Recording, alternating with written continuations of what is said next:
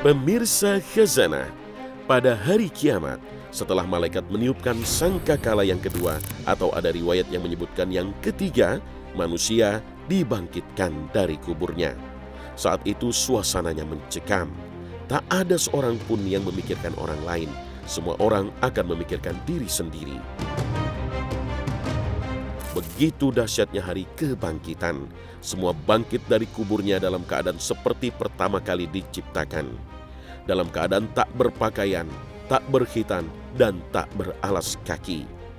Saat Nabi SAW mengabarkan kondisi ini, Ummul Mukminin Aisyah radhiyallahu anha sebagai seorang wanita tentu merasa risih, lalu bertanya kepada Rasul SAW, apakah laki-laki dan wanita saling melihat satu sama lain?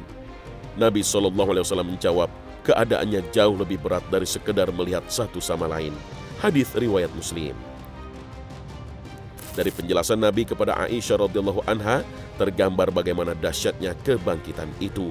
Sampai-sampai semua orang tak peduli dengan orang lain, sekalipun semua dalam keadaan telanjang, tak berbusana.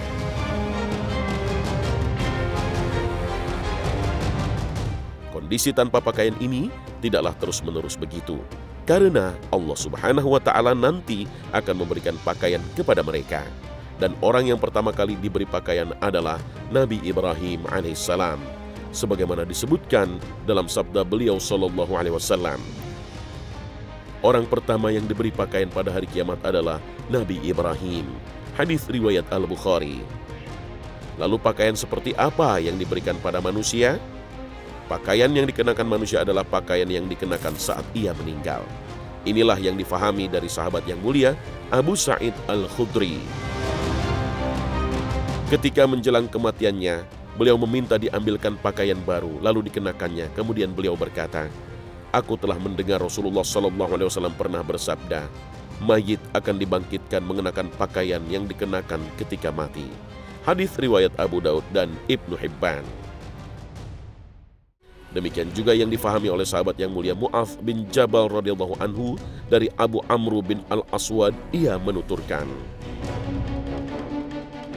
kami menguburkan jenazah ibu Mu'adz bin Jabal.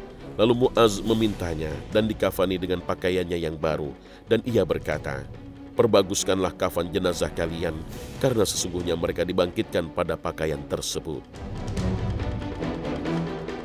Lalu siapakah yang pertama kali dibangkitkan pada hari yang demikian dahsyat ini?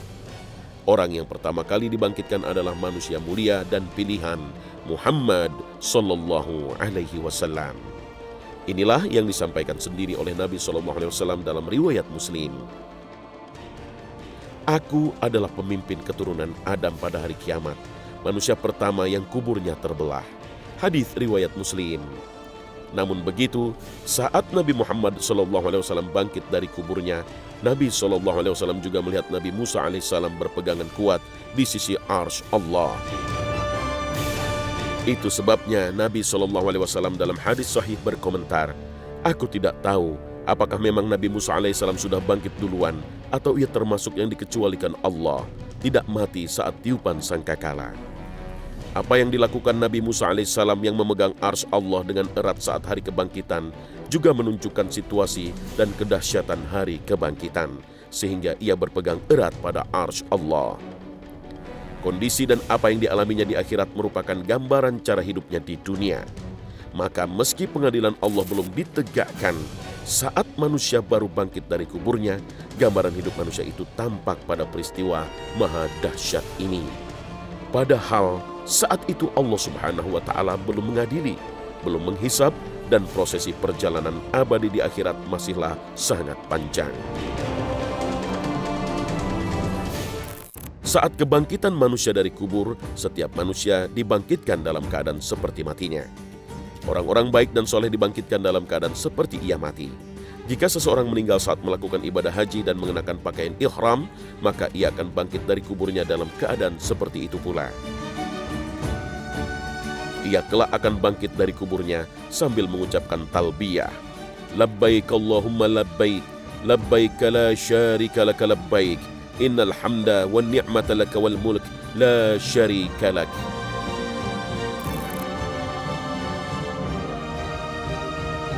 Ibnu Abbas meriwayatkan bahwa seseorang berihram bersama Rasulullah SAW lalu terlempar dari untanya, ia mati. Lalu Rasul SAW bersabda, mandikan ia dengan air dan daun bidara, kafanilah dia dengan baju ihramnya, jangan diberi wewangian dan jangan tutupi kepalanya, karena ia akan dibangkitkan pada hari kiamat dengan mengucapkan talbiyah. Hadis riwayat Bukhari dan Muslim. Nabi SAW juga mengabarkan pada kita bahwa seseorang akan dibangkitkan dalam kondisi ia meninggal. Seorang mujahid pejuang di jalan Allah, jika ia gugur di medan perang, maka ia kelak akan dibangkitkan dalam keadaan seperti itu pula. Rasul SAW bersabda, demi zat yang jiwaku berada di tangannya, tidaklah seseorang terluka di jalan Allah, dan Allah lebih tahu siapa yang terluka di jalannya, melainkan ia akan datang pada hari kiamat dengan luka yang mengucurkan darah. Warnanya warna darah, namun baunya bau kasturi. Hadis riwayat Bukhari dan Muslim. Sementara orang yang bermaksiat, ia akan dibangkitkan di akhirat dalam kemaksiatan di hadapan seluruh manusia yang menyaksikan.